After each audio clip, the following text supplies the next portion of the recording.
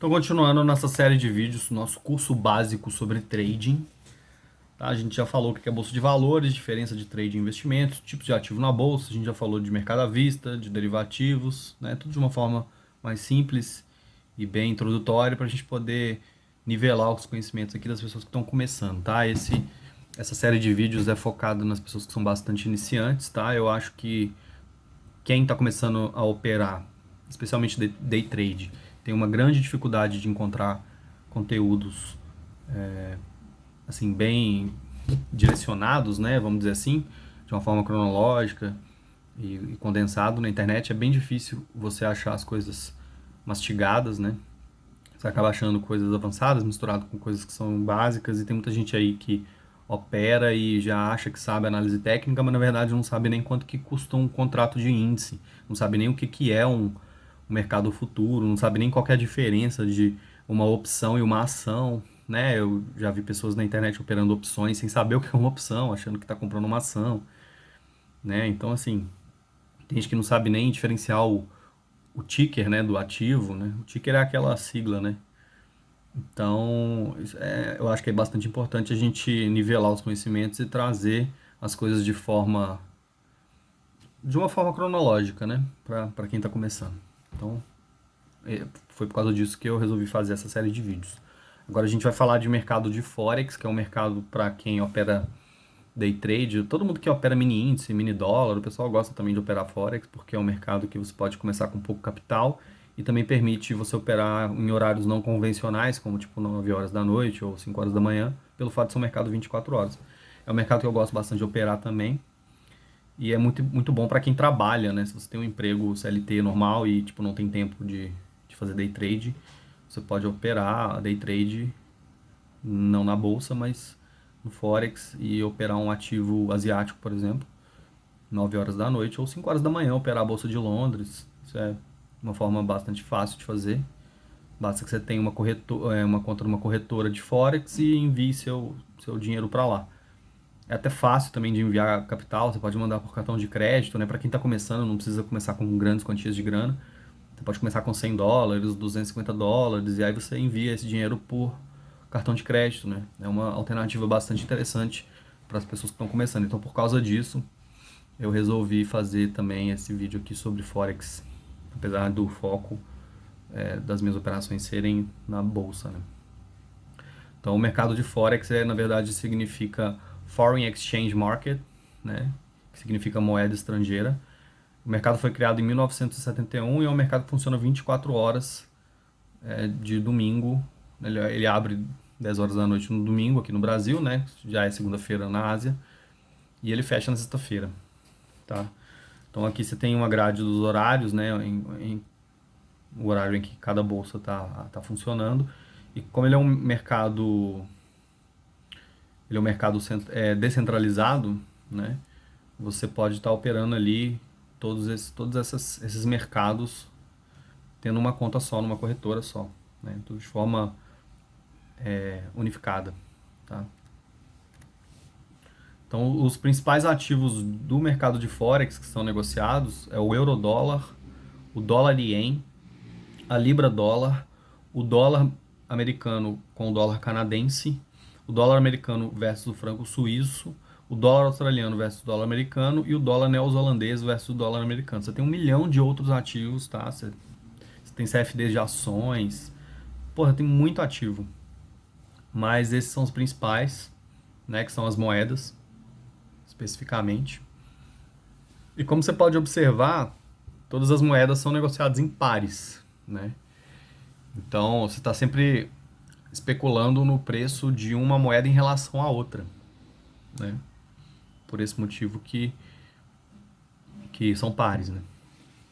Então, por exemplo, o euro-dólar é a cotação de 1, alguma coisa, que é geralmente a cotação do euro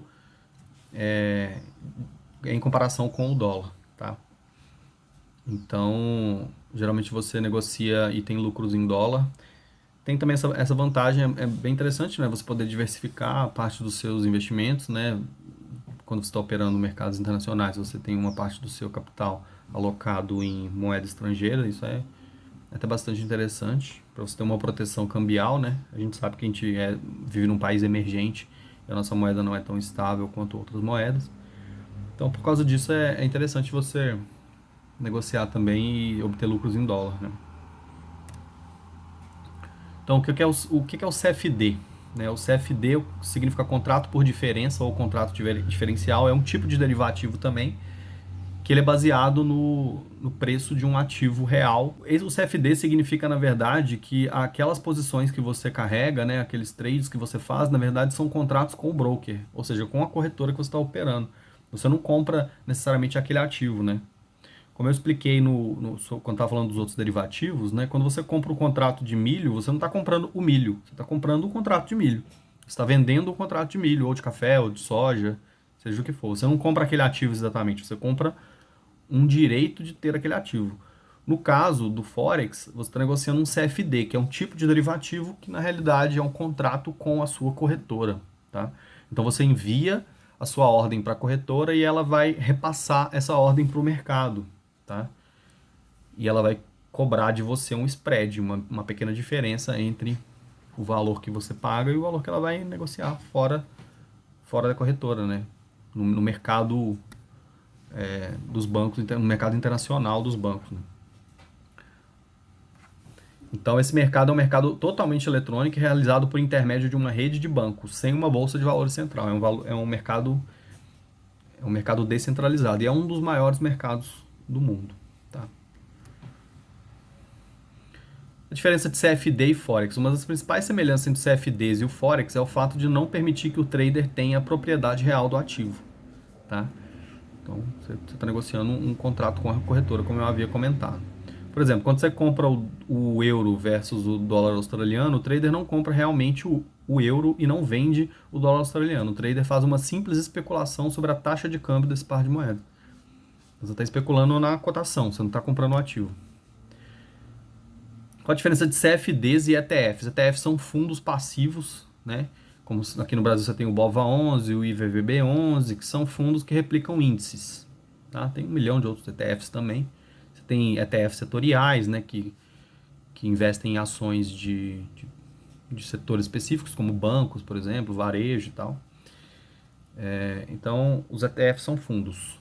Né? A diferença dos ETFs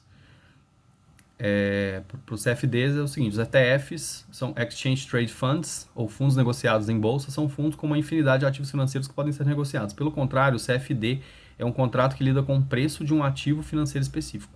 Tá? Um é um fundo, outro é um derivativo. Só fiz essa diferenciação aqui de um para o outro, porque tem algumas pessoas que confundem, né? Confundem as siglas e confundem os conceitos. Tá?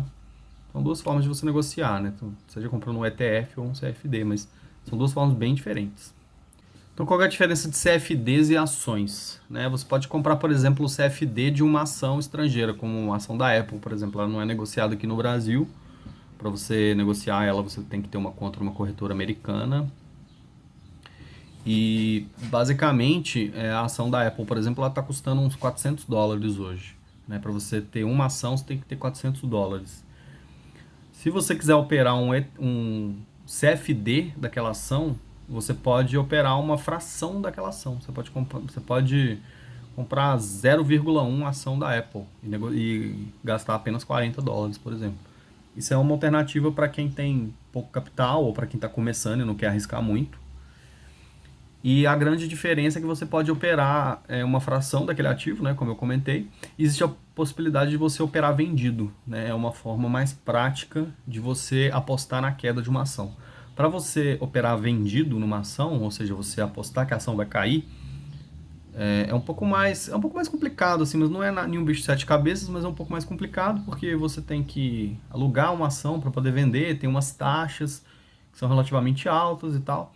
Então, a vantagem dos CFDs é você poder fazer um trade ali, ou seja, só uma especulação com uma fração daquele ativo, se você quiser, você não precisa comprar um ativo inteiro. E tem uma comissão um pouco mais barata, né? A corretora vai te cobrar uma taxa menor. E você tem a possibilidade de operar vendido. É um pouco mais prático, na realidade, né? Essa é uma grande diferença. É uma forma fácil, vamos dizer assim. Né? Para você que não quer ser investidor, você quer apenas tradear, você quer apenas especular no preço daquela ação, você não precisa necessariamente comprar aquela ação, você pode negociar um CFD. tá? Então, vantagens e desvantagens dos CFDs, né? Vantagem, venda descoberto, alavancagem maior, liquidez para day trade, isso é muito importante. Fácil acesso a mercados globais, ou seja, você, com uma conta de Forex você negocia ativos da Ásia, da Oceania, do mundo todo, basicamente, ou do Brasil, até criptomoedas, tem algumas corretoras de Forex. E as taxas são bem baixas, né? A desvantagem é que aquela alavancagem pode ser muito perigosa e você não está comprando aquele ativo em si, você compra apenas um contrato com o broker, ou seja, você está especulando apenas no preço. Quando você compra uma ação da Apple, por exemplo, por CFD, você não está comprando a ação especificamente, você está especulando no preço dela, está apostando que ela vai subir ou que ela vai cair. Você não obtém aquele bem, aquele ativo propriamente dito. Então ela não é interessante para investimento, né? É um tipo de derivativo para você fazer um hedge, né? Ou seja, uma proteção da sua carteira ou para você especular, né? Para tradear basicamente, né? Então agora vamos falar o que é o book de ofertas, né? O book de ofertas é um conceito para você entender como que funciona as movimentações dos preços, né? Então basicamente, aqui tem um exemplo do book da Petrobras, né? Imagina que você tem aqui uma cotação de 20 reais, você tem 4 ordens de venda, totalizando 23 mil ações a 20 reais, né? E aqui você tem no preço de 20,8, uma pessoa querendo vender 500 ações, né? Então, o que vai movimentar o preço é você ter um consumo de liquidez naquele determinado nível de preço. Então, você imagina que a 20 reais tem gente querendo vender e tem gente querendo comprar a 20,08. Não tem ninguém querendo comprar a 20 reais. À medida que você tem alguém querendo comprar a 20 reais, você consome uma quantidade desses lotes aqui, né? Você tem 4 ordens, totalizando 23 mil ações. Aí você imagina que chega alguém com uma ordem bem pesada aqui e resolve comprar 25 mil ações, né? A 20 reais, por exemplo. Então esse cara vai vender para ele as 23 mil ações e o restante que ele não conseguir executar a 20 reais, ele vai ter que comprar por outro preço, né? Basicamente é isso. Isso que é o book de ofertas. É só para vocês entenderem o que movimenta o preço, né? Basicamente a oferta e demanda daquele determinado ativo, tá? No mercado Forex, a gente tem uma coisa que chama spread, né? Que é a diferença do bid e do ask, ou seja, as pessoas que querem comprar e as pessoas que querem vender. Voltando aqui no conceito do book, né? O bid e o ask são... esse é o bid, esse é o ask, né? A pessoa que está comprando e a pessoa que está vendendo.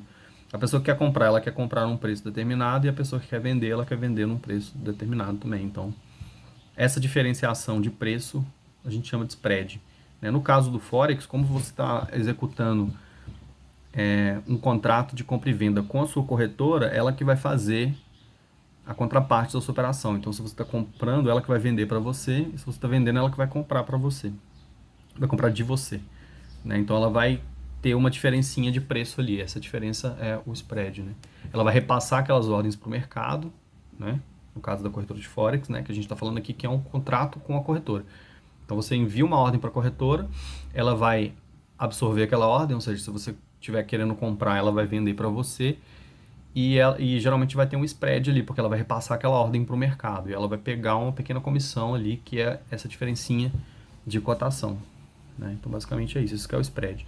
O spread ele varia de acordo com o horário, né? De acordo com a liquidez do horário. Então, por exemplo, se você estiver operando ativos asiáticos no horário que a bolsa está fechada, por exemplo,